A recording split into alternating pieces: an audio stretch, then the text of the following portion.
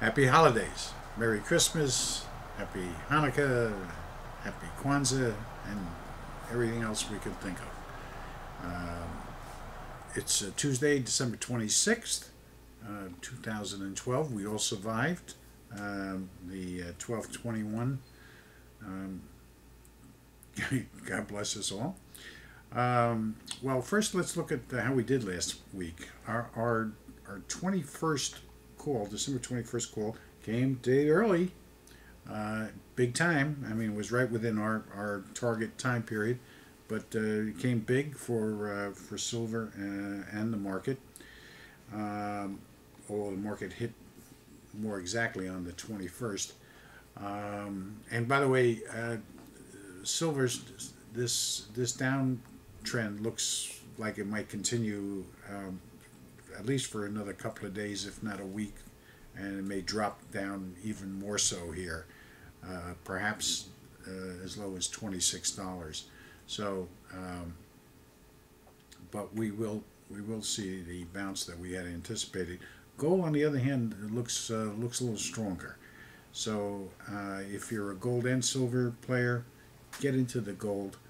If you're silver, if you're not already in it, or already totally committed, wait till the end of the week and then jump in, or beginning of the week. Uh, Today being a short week, Wednesday, and the fiscal cliff. What can I tell you? My bet is they're going to kick it down the road. They're going to pass some sort of tax package closer to what the president wants, maybe $500,000, above $500,000, but there are going to be tax increases involved. The big one that is coming in under Obamacare after the first, of course, is this 3.8% tax on any profit you make on anything you do, folks. Stock market, real estate, cars, jewelry, whatever it is that you may sell for a profit, it's going to have a 3.8% tax on it. There's a okay. So a little bit more about the economy.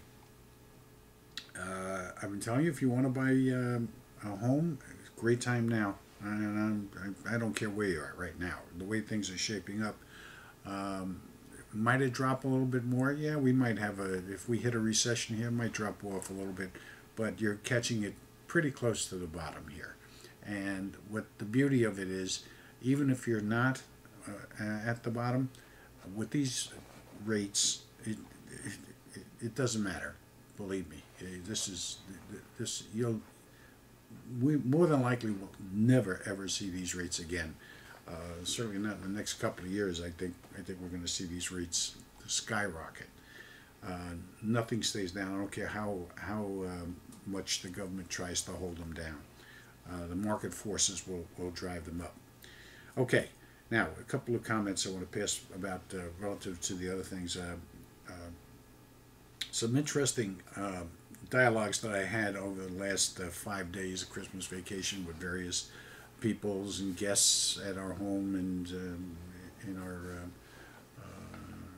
social clubs and whatnot. Relative to this gun control stuff, I had what I had to say last week, and everybody's trying to figure out, what's going on here. Why is there so much of this? What it comes down to is it's a product of a liberal-minded society.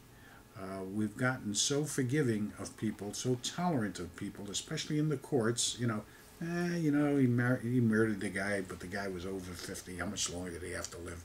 Give him 5 years. Before we would have taken him out and hung him, or is it hanged him?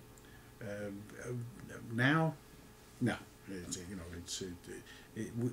This is all a reflection of the public's mind and attitude. And of course, the more liberal you get, the more wilder things are, the more indifferent people get, the more less conscientious people are. So I don't think we have anybody to blame but ourselves, the society that we're fostering here, um, and the illness of liberal thought. The second thing is something very interesting, and this really does pertain to economics, although you may not think so. And I'll bear with me a second, and I'm going to tie this in.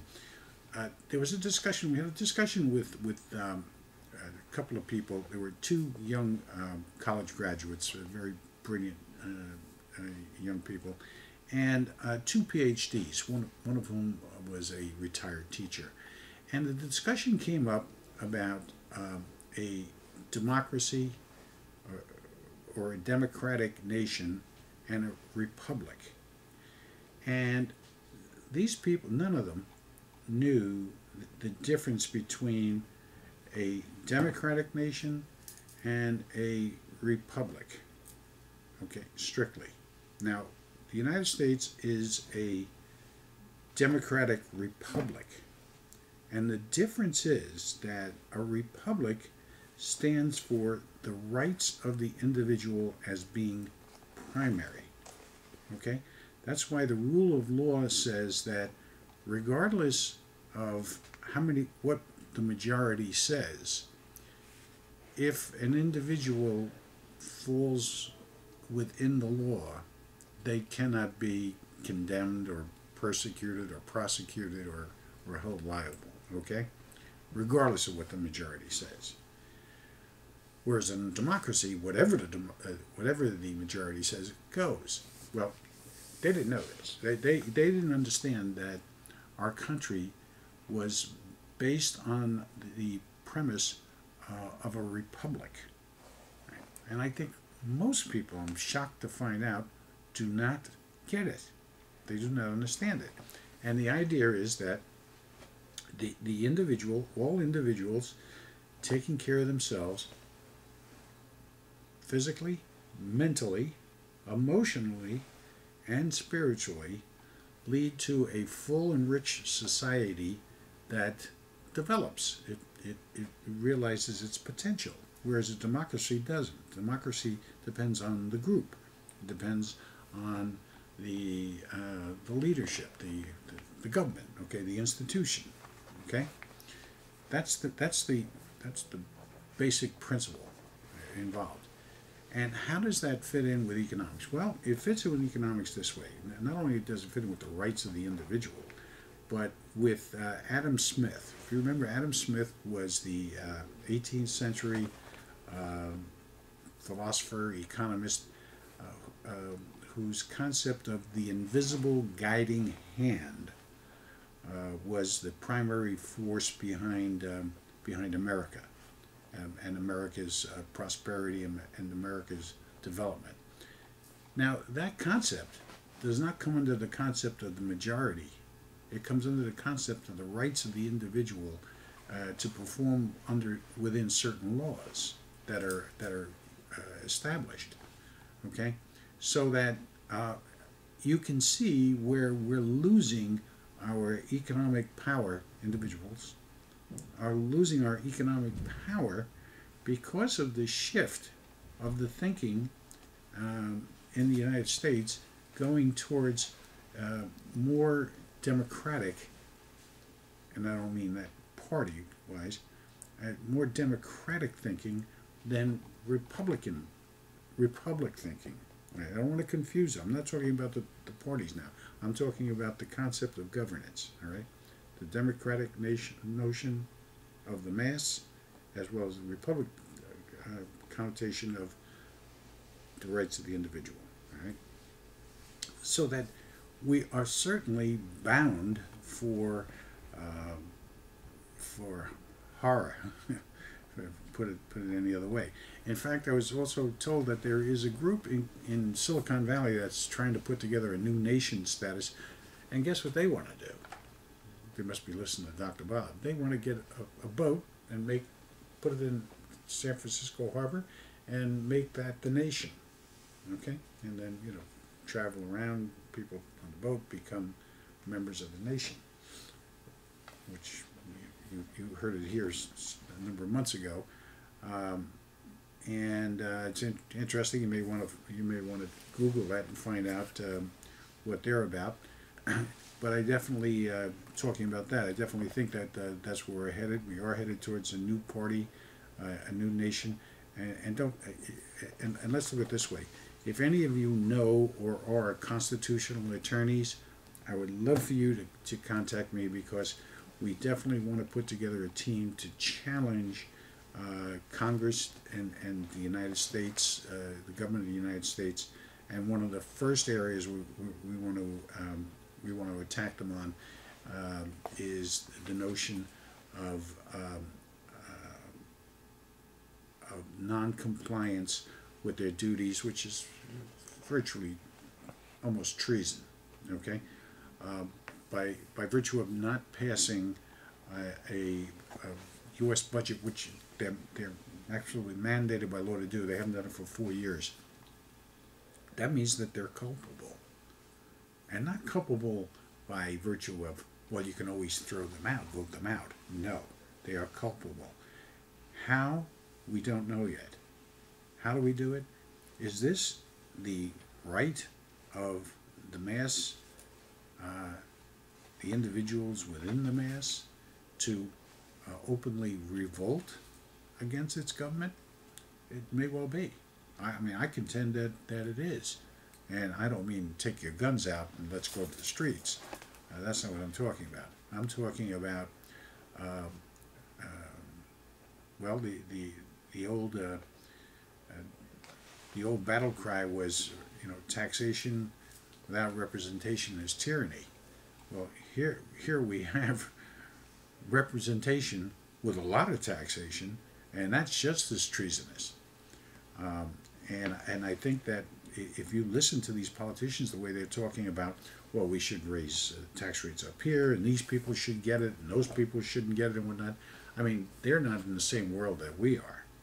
If you listen to Chucky Schumer the other day and say, well, that $1 million that I offered 2 years ago, they should have taken it then. It's off the table now. What does he think he's talking about, this moron, this communist? I mean, who is he talking about? I mean, you should have taken it, shouldn't have taken it. These are people's lives that we're talking about here. They don't have a clue. They're in that beltway. Believe me, folks. Believe me. I've been there. These people are whacked out. They're on stuff. There's something, they get across that beltway and it's a new world. I'm a new person. I'm different. I'm better than everybody else. Can't be touched. I'm God, right? And all 500 of them down there. I mean, we ought to take that part, and we ought to make that part secede from the Union and then run everything without them. This is ridiculous. Now look, this is serious. I'm telling you, you're going to have to do something, because if Obama and the Democrats have their way, and I'm talking to you as a Democrat, if they have their way, they want to destroy the Republican Party, which is going to set Obama up for a third term. And for those of you who are poo-pooing me, like a lot of my friends and colleagues, please read the historical political nature of the Franklin Delano Roosevelt presidency, and read it with the second term in mind, and see how his third term came about. Okay? This guy and the Democrats are doing exactly what FDR did. Okay? And in every respect, including people's rights, including taxation, including hating business and money makers and capitalists. Okay? And they're going to make it so bad, they want to make it so bad as to cause mass chaos and issues that they'll be doing us a favor by abolishing the restriction on or at least temporarily. And you have the president with Bloomberg here in New York, who bought his third term because things were so bad and we really needed him. So if you think things are bad now with the second administration, just think of what it's going to be like if you have a third one, right? You will be plowing concrete fields to get the food for your family. So again, if any of you are constitutional attorneys, please let me hear from you. Or if you know somebody who is, please let me hear from you.